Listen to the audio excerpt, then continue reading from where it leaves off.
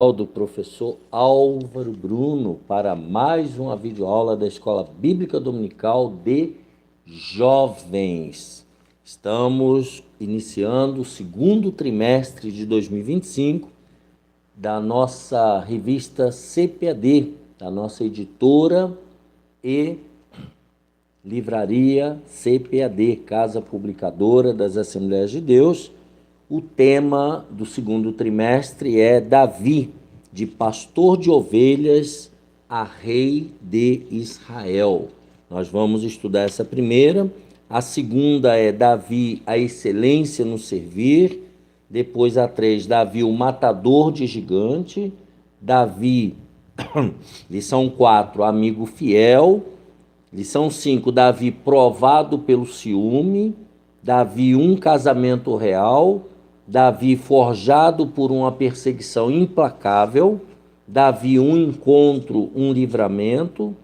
Lição 9, Davi, forjado pelo tempo. Lição 10, Davi, marido e pai. Lição 11, Davi, no lugar errado e na hora errada. Lição 12, Davi, a manifestação da graça. E por última, lição 13, Davi, um homem segundo o coração de Deus. O nosso comentarista deste trimestre é o pastor Marcos Tedesco. Ele é graduado em teologia, psicopedagogo e mestre em educação. E ele é também pastor auxiliar na Assembleia de Deus em Joinville. Vamos agora dar uma olhadinha, então, lição número 1, 6 de abril de 2025. Lembrando, deixa aqui embaixo o seu gostei, se inscreva no canal, compartilhe essa videoaula com seus contatos no Instagram, Facebook, nas redes aí, grupos de WhatsApp. Fique à vontade, pega essa videoaula e coloque ela para frente para outras pessoas também serem abençoadas por Deus. Te garanto que o meu galardão e o seu galardão já estão garantidos lá na eternidade. Quero agradecer aqui minha esposa Raquel, meus filhos Bianca e Gabriel, que é o meu alicerce, a minha família. Também agradecer ao irmão Reginaldo Aparecida Amaral por ter nos cedido esse espaço provisório para aqui ter o nosso estúdio. Deus abençoe o irmão Reginaldo, a irmã Maria Francileide e sua filha Estherzinha. Deus abençoe também o irmão Josué, marido da Marilena, também tem nos ajudado na montagem aqui do cenário, do tablado, carpetado. Deus abençoe, irmão Josué. Também irmão Vinícius, pai da Ayla, esposo da Cíntia, né? Pelas orientações concernentes à iluminação. Deus abençoe também, né, o irmão Jefferson Queiroz, que é um membro aqui do canal, né, e tem cooperado conosco. E todos os irmãos que têm cooperado, tem enviado o seu Pix, né? Deus abençoe e guarde. Se você quiser fazê-lo também, aqui embaixo está DDD 11 989 15 6905. Você também pode nos ajudar. A obra de Deus, ela é carente. A obra de Deus, ela precisa dos dizimistas fiéis, dos ofertantes fiéis, dos votantes fiéis. Portanto, se você Deus tocar no seu coração, faça isso. Entre aqui nesse Pix e mande a sua oferta. É a sua forma também de contribuir para a expansão do reino de Deus. E se quiser ser um patrocinador, né, você, como nós temos alguns aí, né, que são patrocinadores, a Provix, né, a livraria online, é um patrocinador direto. Então, quando você compra na Provix, né, a livraria online, compra ali a sua Bíblia, a sua harpa, seu material, você ajuda diretamente aqui o nosso canal. Também a CPAD é onde você compra materiais evangélicos. Aqui em São Paulo, onde está a livraria da CPAD, onde nós estamos, é na rua João Tobias 360, ali bem pertinho do metrô Belém e ao lado do novo templo da Assembleia de Deus do Belenzinho. Também na Assembleia de Deus do Belenzinho, no térreo, você tem a livraria da Associação. Ali também você procurando o Alex ou o pastor Silas, você ali vai ser muito bem atendido, ali você vai ter descontos e você compra Bíblias, comentários bíblicos, dicionário bíblico, todo o material evangélico para o seu crescimento espiritual. Vamos lá, sem delonga, lição 1, 6 de abril, a lição de jovens da CPAD, né? 6 de abril de 2025, Davi, escolhido e ungido pelo Senhor. O texto principal está no Salmo 139, 23, quando diz: sonda-me, ó Deus, e conhece o meu coração. Prova-me e conhece os meus pensamentos. Resumo da lição: Davi foi escolhido e ungido por Deus para uma grande missão, que incluía preservar o povo escolhido e a linhagem real do Messias. Quais são os objetivos desta lição? Primeiro, apresentar como se deu o chamado de Davi. Segundo, entender a relação entre a soberania de Deus e a vocação divina. E terceiro objetivo, enfatizar que o Senhor conhece o nosso coração. Isso aqui é muito importante. Texto bíblico, 1 Samuel, capítulo 16, do versículo 1 ao 13. Então disse o Senhor a Samuel: até quando terás dó de Saul, havendo-o eu rejeitado, para que não reine sobre Israel? Enche o teu vaso de azeite e vem, enviar-te-ei a Jessé, o belemita, porque dentre os seus filhos me tenho provido de um rei. Porém, disse Samuel: como irei eu? Pois ouvindo-o Saul, me matará. Então disse o Senhor: toma uma bezerra das vacas em tuas mãos e dize: vim para sacrificar ao Senhor.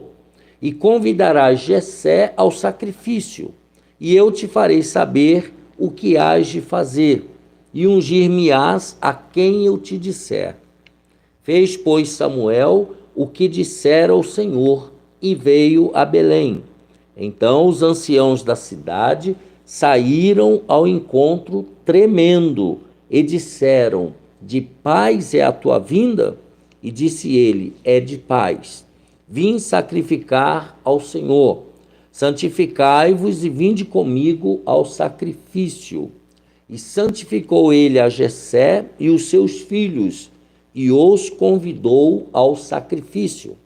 E sucedeu que, entrando eles, viu a Eliabe, e disse: certamente está perante o Senhor o seu ungido. Porém o Senhor disse a Samuel: não atentes para a sua aparência, nem para a altura da sua estatura, porque o tenho rejeitado.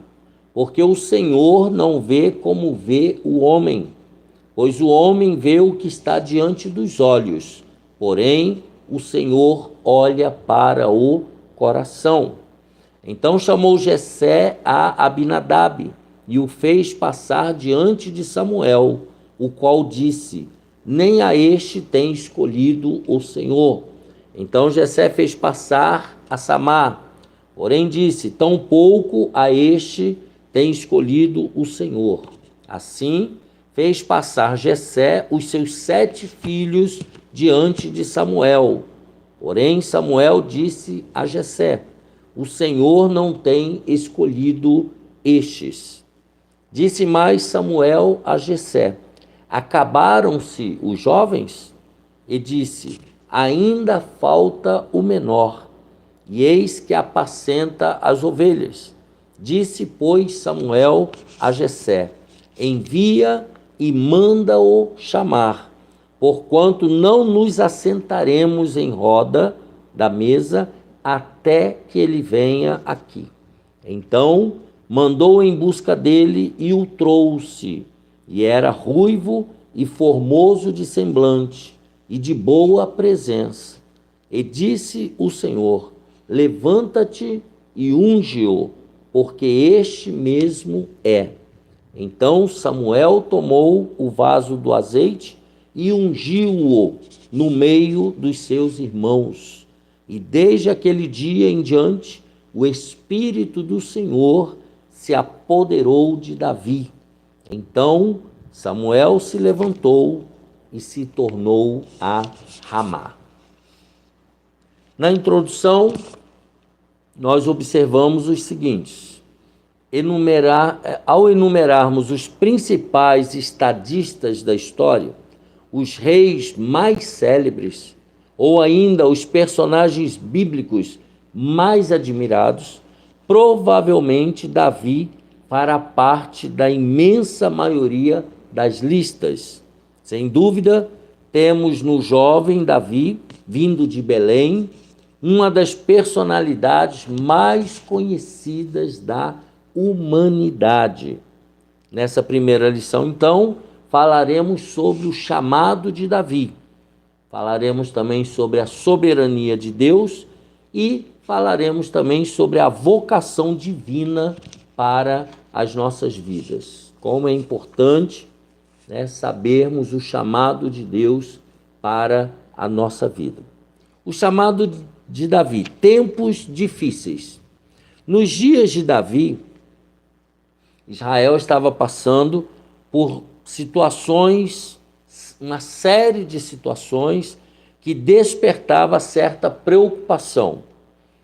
Era uma região bastante disputada pelos povos vizinhos. Os hebreus mantinham uma vigilância frequente, estava sempre em guarda contra os invasores.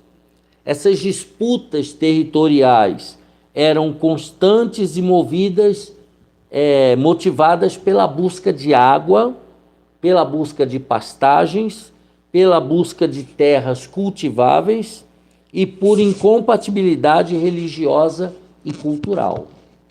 Porque o povo, a nação de Israel, servia a um único Deus, tinha uma outra cultura. É necessário, então, enfatizar que muitos desses problemas vieram em decorrência de um constante esquecimento do povo acerca do que Deus fizera por ele. Então, o povo esquecia de Deus, entrava pelo caminho da idolatria e Deus permitia, então, os inimigos invadirem o seu território. O Senhor orientou os israelitas sobre como deveriam buscá-lo e como deveriam ensinar as novas gerações acerca dos livramentos recebidos e as vitórias conquistadas. E o que acontecia? O povo não estava seguindo o que Deus havia determinado. O povo que saiu do Egito tinha um perfil sofrido e pouco preparo para as batalhas. Eles ainda eram um povo recém-chegado em Canaã, não era um povo guerreiro. No deserto, Israel foi pastoreado e conduzido pelo Senhor. Foi Deus que conduziu o povo pelo deserto.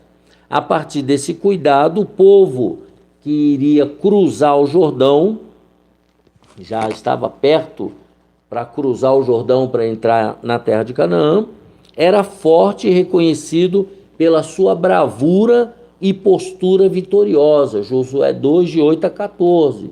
Foi o testemunho lá da Raabe.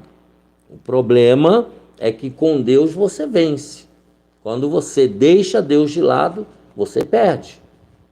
No entanto, nos anos seguintes, depois de entrar em Canaã, os israelitas negligenciaram as orientações de Deus, a ponto de se levantar uma geração, está lá em Juízes 2 e 10, uma geração que não conhecia ao Senhor, uma geração que não conhecia Deus. Você já imaginou um absurdo desse?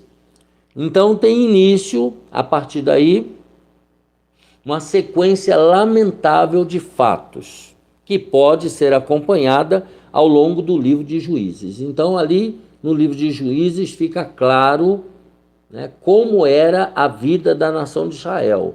Enquanto estava com Deus, tudo bem. Se afastava de Deus, Deus permitia um povo inimigo tomar conta deles. Sem Deus, o sofrimento é inevitável. A força e a orientação que vinha do Senhor já não é mais constante. Isso nós estamos falando do livro de Juízes. O povo cai na mão dos inimigos, por exemplo, os filisteus. O povo se arrepende e clama. Deus manda juízes para liderar, manda a libertação é alcançada.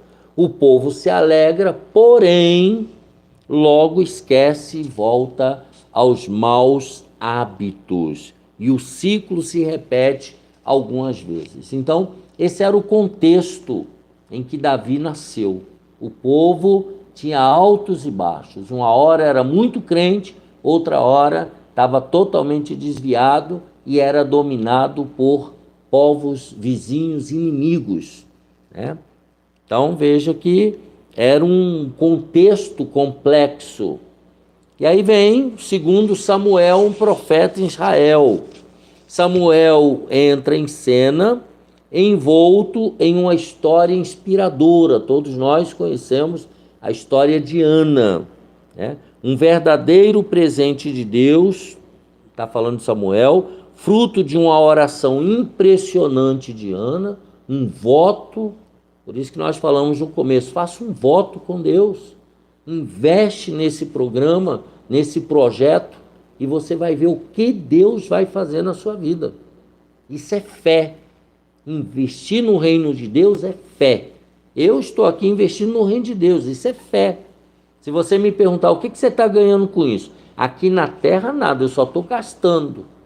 E gastando junto com esses irmãos que estão investindo tempo, investindo luz, investindo ajuda, orientação, alguns investindo algum dinheiro, mas nós fazemos isso pela fé. Então, quando a gente chama você para ser um patrocinador ou para ser um investidor, nós estamos chamando você para exercitar a sua fé.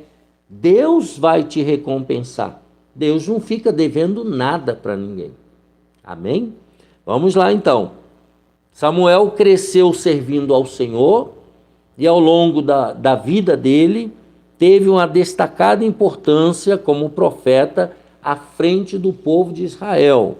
O último líder do período dos juízes, que foi Samuel, aos poucos foi sendo visto pelo povo como insuficiente. O povo já estava começando a se desviar de novo.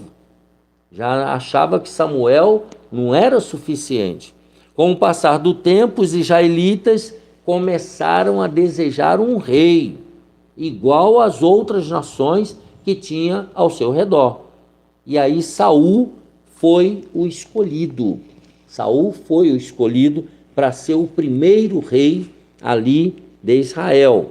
Ao contrário do que muitos pensam, Saul também foi escolhido por Deus e ungido pelo profeta para essa missão, para ser rei de Israel.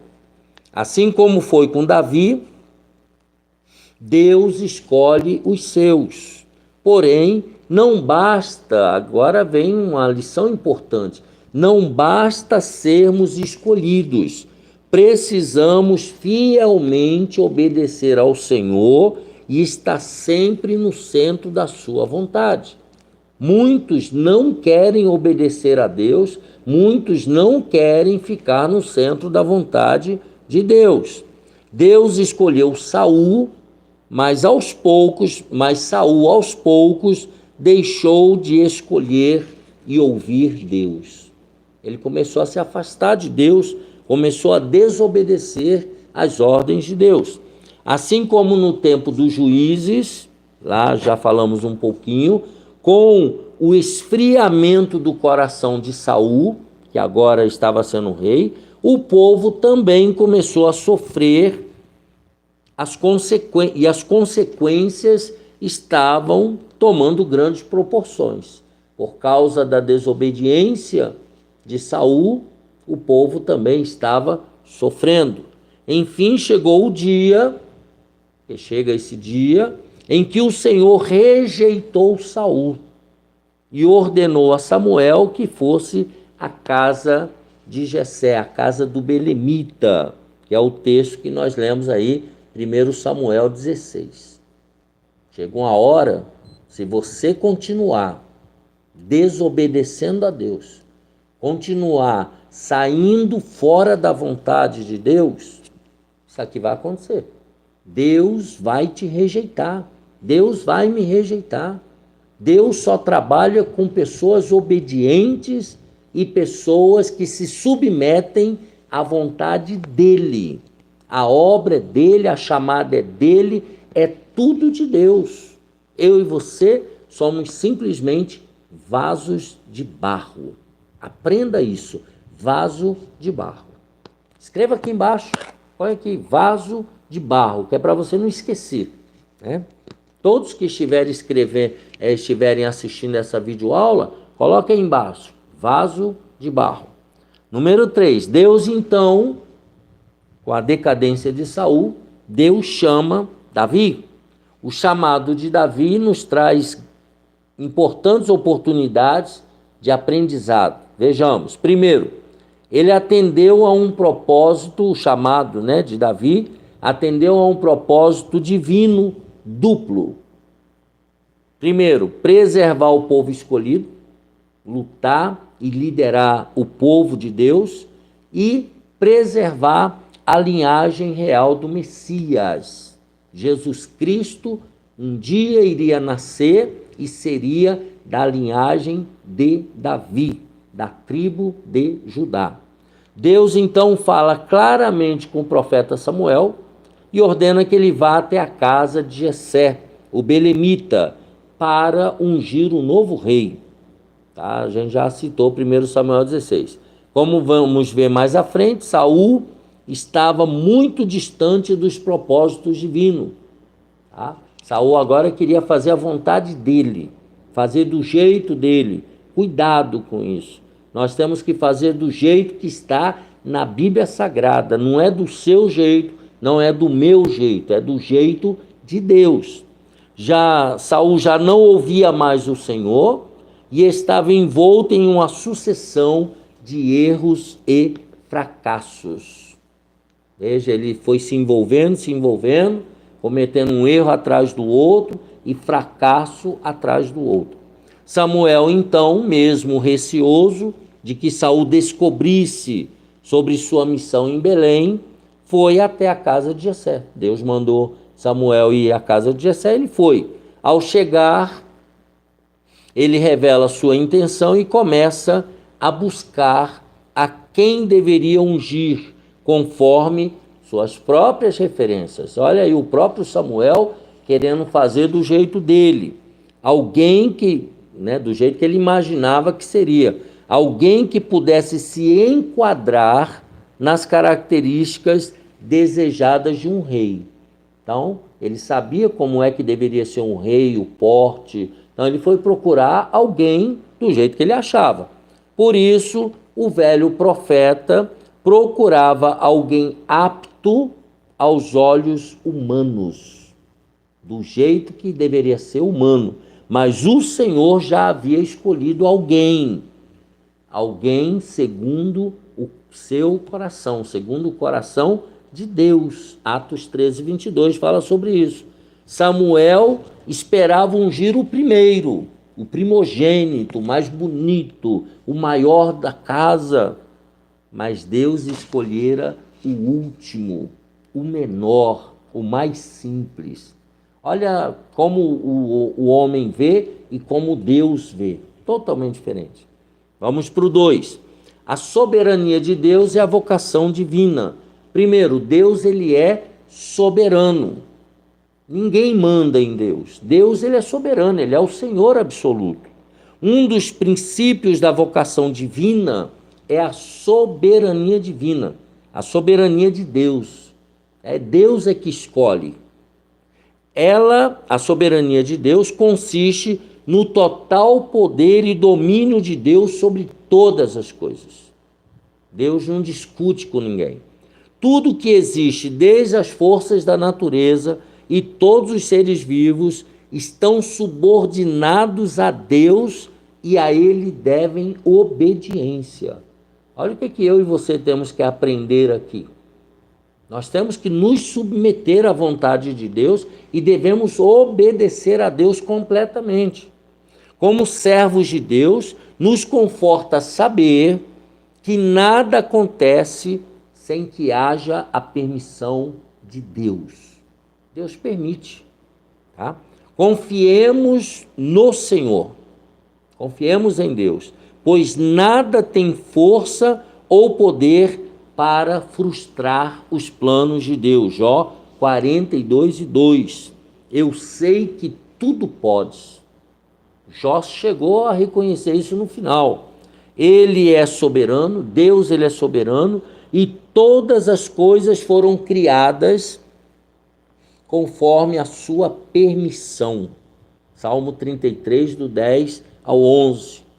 Tudo foi criado com a permissão de Deus. É Deus que estabelece a forma como o mundo funciona e também tem o poder para aplicar a sua justiça e interferir em todas as coisas da forma que ele quiser. Ele é Deus.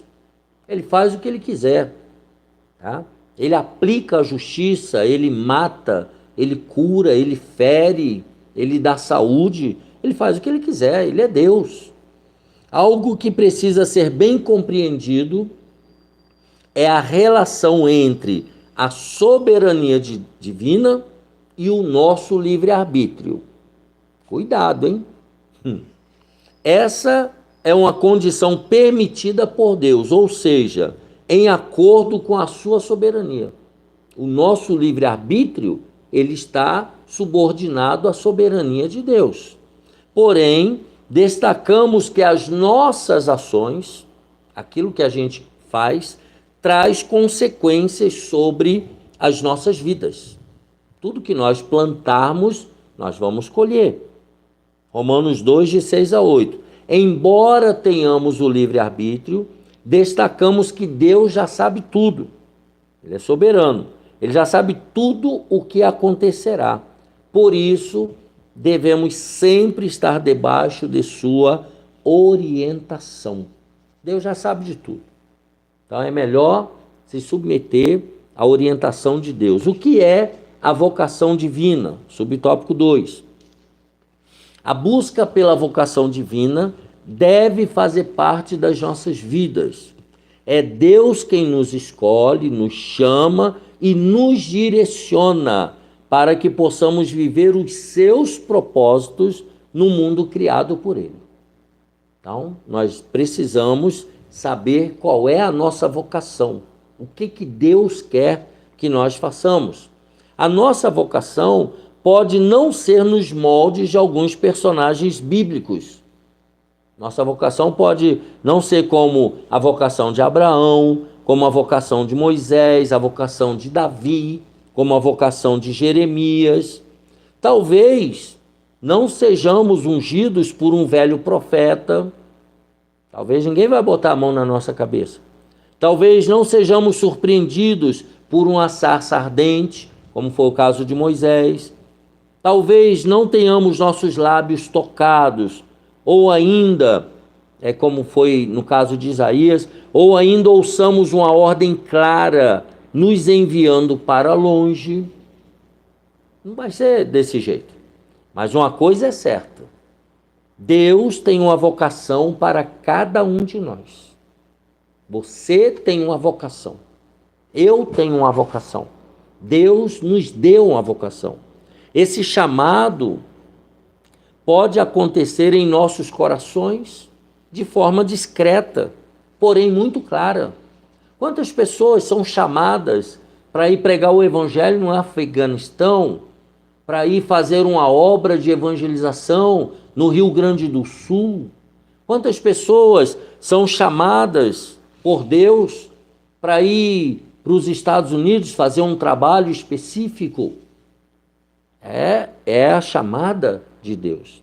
Que as nossas ações para com a nossa vocação estejam sempre de acordo com as diretrizes divinas e para que possamos ser usados por Deus e assim sermos canal de bênção na vida de muitas pessoas. Eu nunca imaginei estar aqui gravando aulas de escola dominical. Quando eu paro para pensar, eu fico até estupefato. Logo eu conheço irmãos e irmãs muito mais capacitados do que eu. Aliás, sinceramente, eu nem sei onde está a minha capacidade. Confesso para vocês. Mas Deus escolhe cada um para uma missão, para um propósito. Tá? Então, Deus é assim, né? Para que nós possamos ser usados por Deus e assim sermos canal de bênção na vida de muitos. Ao analisarmos a história de Davi, aprendemos que Deus nem sempre nos dá as informações completas acerca de uma vocação a ser desenvolvida. No entanto, no tempo de Deus, no tempo certo, os frutos serão percebidos, se nos permitirmos cumprir totalmente as orientações recebidas do Senhor. Então, no tempo certo, nós vamos começar a entender a nossa vocação e no tempo certo, nós vamos observar os frutos aparecerem. Número 3, estamos caminhando para o final. Buscando a nossa vocação. Isso aqui é muito bom para jovem, principalmente, mas é para todos, indistintamente. Quando atentamos ao chamado de Deus e aceitamos a vocação divina, experimentamos uma profunda alegria e satisfação.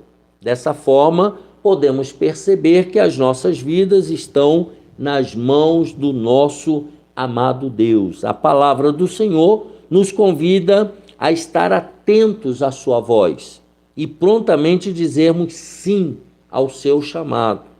Também é importante frisar que a nossa vocação divina pode não ser o pregar para multidões, pode não ser pastorear grandes igrejas, ou ainda ser um famoso ministro de louvor. Pode não ser isso, pode ser outro trabalho. Salomão edificou o templo, mas quem assentou os tijolos? Neemias reconstruiu os muros. Mas quais eram as pessoas que estavam ao seu lado?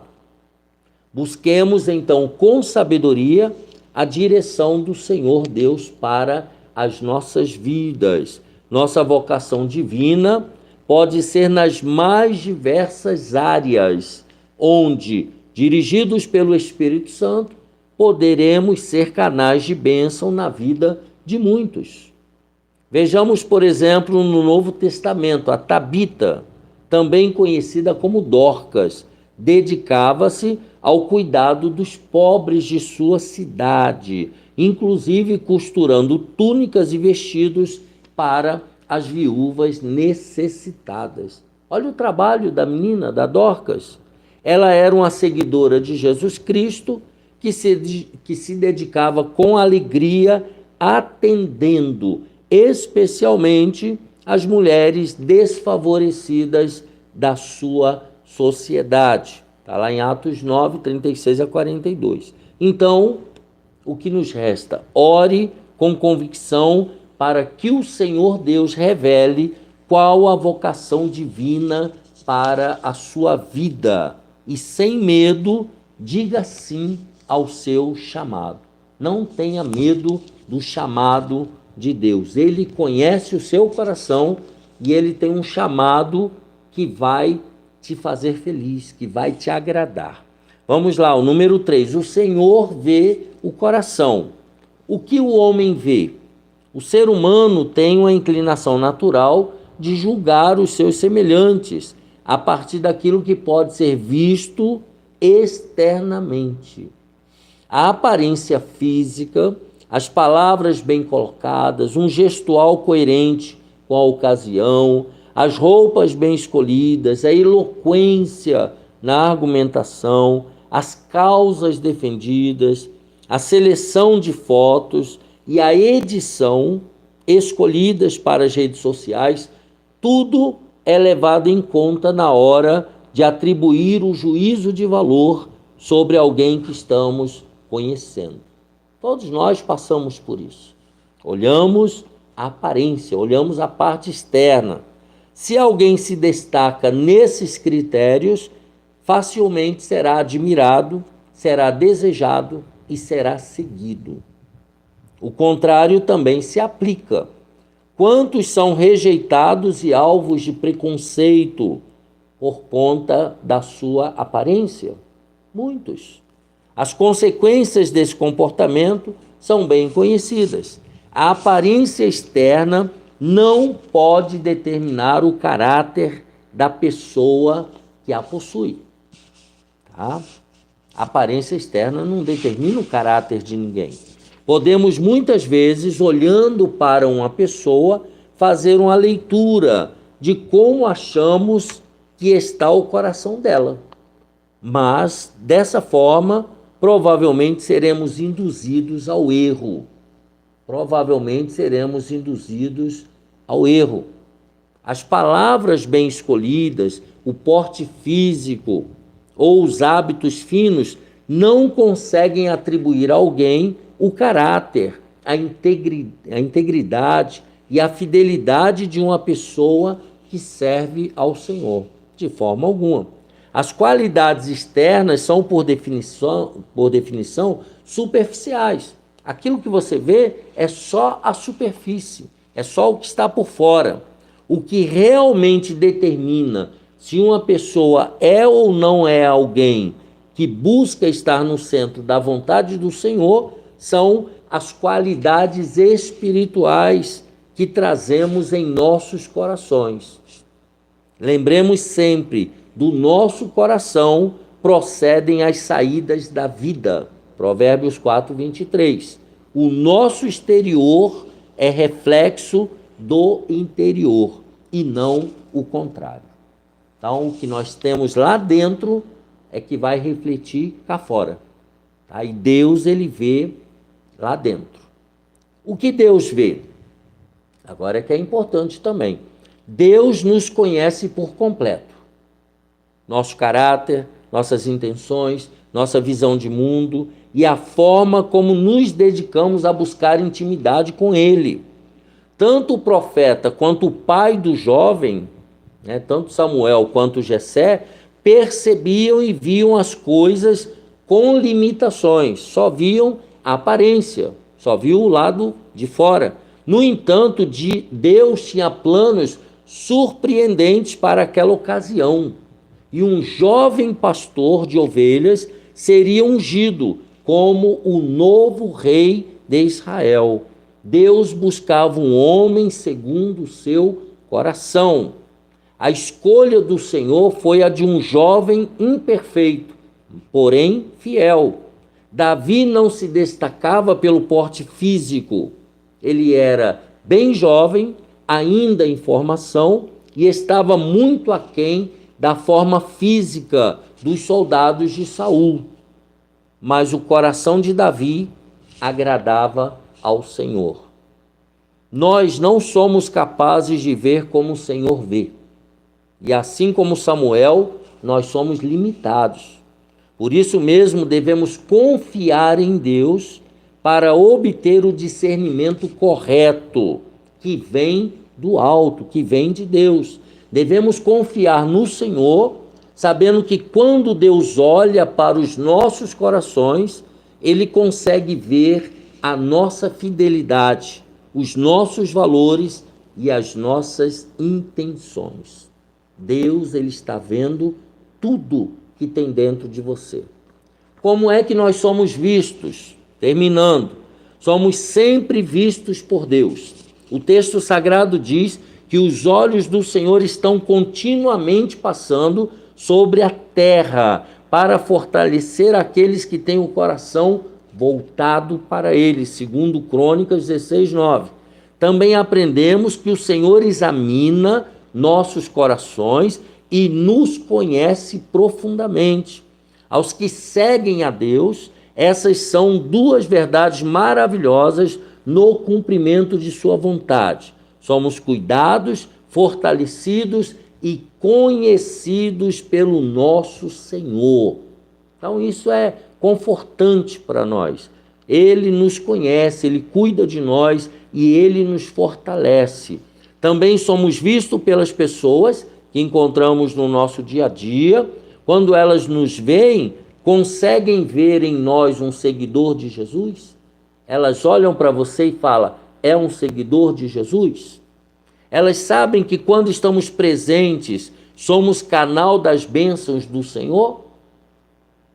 É importante termos em mente que o nosso coração deve irradiar a presença divina em nossas vidas, refletindo em nossos atos, palavras e pensamentos. Que possamos, com as nossas vidas, anunciar o amor de Deus a todas as pessoas e assim cumprir o maior propósito de nossas vidas. Como cristãos, então, somos os seguidores de Jesus. É muito importante que as pessoas que convivem conosco vejam em nós atitudes que remetem ao exemplo de Jesus. Assim nós vimos a primeira lição de jovem, 6 de abril de 2025, Davi, escolhido e ungido pelo Senhor. Um abraço apertado, deixa aqui embaixo o seu gostei e até a próxima, se Deus quiser.